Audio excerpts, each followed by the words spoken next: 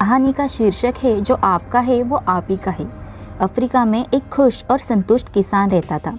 वो खुश था क्योंकि वो संतुष्ट था और वो संतुष्ट था क्योंकि वो खुश था। एक दिन उनके घर एक विद्वान पंडित जी पधारे। उन्होंने बातचीत के दौरान एक हीरे की ताकत और खूबसूरती के बारे में बताना शुरू कर दिया। अगर आपके पास एक अंगूठे जितना हीरा होगा तो आप एक शहर खरीद सकते हैं, और अगर आपके पास मुट्ठी जितना बड़ा हीरा होगा तो शायद आप पूरे देश के मालिक बन जाओगे। उस रात किसान को नींद नहीं आई।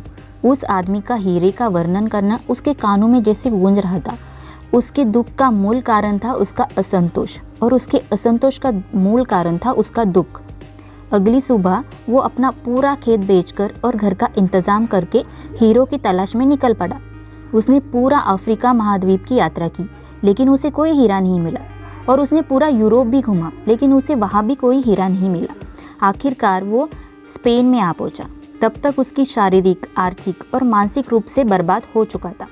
इसी मनस्थिति में उसने बार्सिलोना नदी में कूदकर जान दे दी, आत्महत्या कर दी। यहाँ उसका खेत खरीदने वाला व्यक्ति अपने ऊँटों को पानी पिलाने के लिए खेत से बहने वाली धारा के पास आ रुका। उसने देखा कि किनारे की दूसरी ओर एक पत्थर धूप में चमक रहा है। ये सोचकर कि बैठक कक्ष में सजावट के लिए पत्थर रखा जा सकता है, उसने पत्थर को उठाया और बैठक कक्ष में रख दिया। वो विद्वान सज्जन उसी दिन दोपहर को पहुंचा। उसने चमकते हुए पत्थर को देखकर पूछा, क्या हाफिज लौट आया है क्या? खेत के नए मालिक ने जवाब दिया, नहीं, लेकिन आप ऐसा क्यों पूछ रहे हैं? विद्वान ने कहा, वो जो पत्थर सामने है वो हीरा है, मैं इसे एक बार में ही जान गया। नए मालिक ने कहा, ये कैसे हो सकता है? ये तो एक पत्थर है और मैं इसे किनारे के पास से उठा के लेके आया हूँ। ऐसे और भी कई सारे पत्थर है। उन दोनों ने खेत घूमा और सारे पत्थर इकट्ठे किए, जांच के लिए भेज दिए, और वो पत्थर नहीं थे, वास्तव में वो हीरे थे।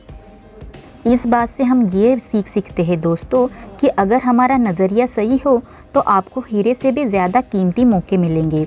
हमें सिर्फ उस अवसर को पहचानना है और उस पर काम करना है। एक बार आया हुआ अवसर दूसरी बार दस्तक नहीं देता। दूसरा मौका अच्छा हो सकता है या फिर बुरा, लेकिन वह कभी एक जैसा नहीं होता। इसलिए ज़रूरी है कि सही समय पर सही फैसला लिए। अगर कहानी अच्छी लगती है तो कहानी को लाइक कर दीजिए और मेरे चैनल को सब्सक्राइब कर दीजिए। धन्यवाद।